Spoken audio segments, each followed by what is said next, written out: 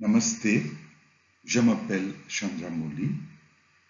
Je dirige les travaux sur la santé et les droits sexuels et reproductifs des adolescents au sein du département de la santé sexuelle et reproductive et de la recherche de l'Organisation mondiale de la santé. J'ai le plaisir de vous présenter un bref aperçu des soins prénatal, intrapartum et postnatal chez les adolescents. Cette diapositive met en lumière ce qui est attendu en termes de renforcement de capacité, c'est-à-dire de ce que chaque participant ou participante doivent être capables à la fin du module. Nous avons la vision du cours sur le plan global, c'est-à-dire la situation dans le monde, mais aussi nous avons le contexte régional qui est plus spécifique pour l'Afrique subsaharienne et plus particulièrement l'Afrique de l'Ouest, l'Afrique centrale et l'Afrique du Nord francophone. Nous commençons par une perspective globale de la santé maternelle chez les adolescents. Cette diapositive contient des définitions de 3 termes clés afin que nous puissions aller de l'avant avec une compréhension commune. Cette diapositive traite des conséquences sanitaires de la grossesse chez les adolescents. Il s'agit de la mortalité et de la morbidité maternelle et dans ce contexte, des fistules obstétricales et des complications liées au avortement pratiqué dans des conditions dangereuses et illégales. Cette diapositive traite des conséquences de la grossesse des adolescents sur la survie et la santé de leur bébé. Elle évoque également les conséquences sur leur éducation et leur emploi. Enfin, elle évoque la probabilité plus élevée qu'elles subissent des violences de la part de leur partenaire intime.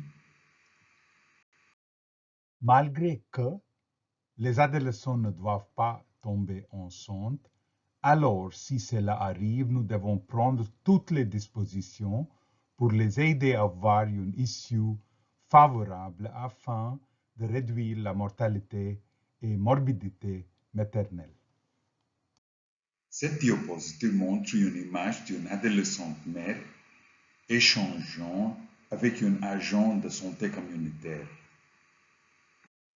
Nous avons les obligations sur les États de fournir aux adolescents les soins prénatals, les soins à l'accouchement et les soins postnatals et aussi la contraception, tout en impliquant dans l'ensemble du processus de planification. Cette diapositive se poursuit par une énumération des obligations des États en matière de respect des droits des adolescentes. Les politiques et les programmes doivent tenir compte des défis particuliers auxquels sont confrontés les adolescents. Cette diapositive énumère les directives de l'OMS sur différents aspects de la santé maternelle des adolescents. La plupart d'entre eux sont pertinentes, mais ne sont pas spécifiques aux adolescentes. Voici une 12e série de documents. Voici une 3e série de documents. Toutes ces directives sont disponibles en ligne. Cette diapositive énumère les documents publiés par d'autres organisations qui complètent les lignes directives publiées par l'OMS. Le monde sort péniblement de la pandémie de COVID-19.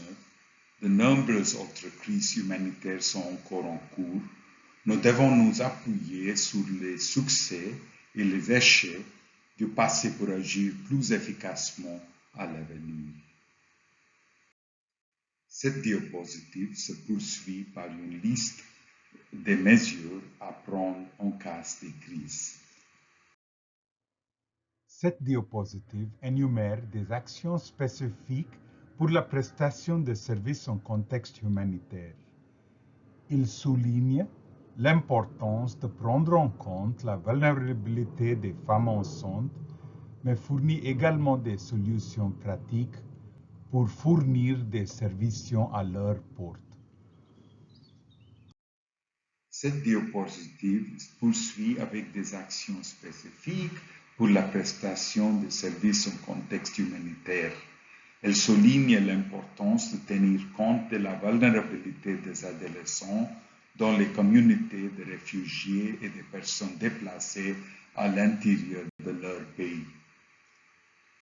Cette diapositive comporte une image d'une séance de consultation prénatale. Avec cette diapositive, je termine la partie globale de cette présentation. Namasté et salutations. Chers apprenants, apprenantes, bonjour ou bonsoir. À la suite de Dr Chandra, je vais vous présenter la perspective régionale de ce module. Je tiens à remercier Professeur Bouchra Azrag pour sa contribution exceptionnelle à ce module. Je me nomme Dr Ginette Moukarin, je suis de l'équipe de coordination de ce cours et je suis également co-lead du comité consultatif de ce cours. Bienvenue à cette partie régionale. Commençons par quelques indicateurs, quelques statistiques. Selon les estimations de l'IHME, en 2017, le Tchad, la République centrafricaine et la Mauritanie ont enregistré des taux de mortalité maternelle les plus élevés en Afrique francophone. Et le constat est également fait au niveau des pays à revenus faibles, spécifiquement ceux de l'Afrique subsaharienne qui concentrent les plus grands nombres de décès maternels. Et évidemment, cette situation est due à plusieurs facteurs. Abordons à présent un certain nombre d'indicateurs clés de notre zone de l'Afrique francophone. Ici, le Sénégal et le Togo enregistrent les meilleurs taux de consultation prénatale, 55% pour chacun. Quant à la consultation postnatale, c'est le Sénégal suivi du Burkina qui cette fois-ci enregistre les meilleurs taux, soit 83,3% et 75% respectivement. Continuons toujours avec quelques indicateurs de santé maternelle. Les consultations prénatales offertes par un prestataire qualifié chez les moins de 20 ans, le Sénégal et le Burkina enregistrent les meilleurs taux.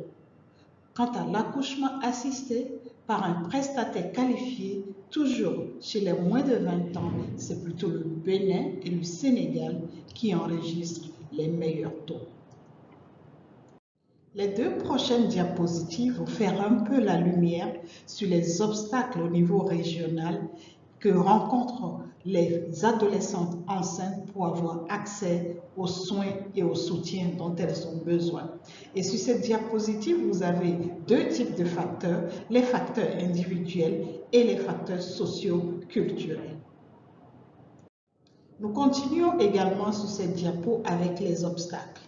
Et ici, nous avons énuméré un certain nombre d'obstacles en lien avec l'offre de service lui-même.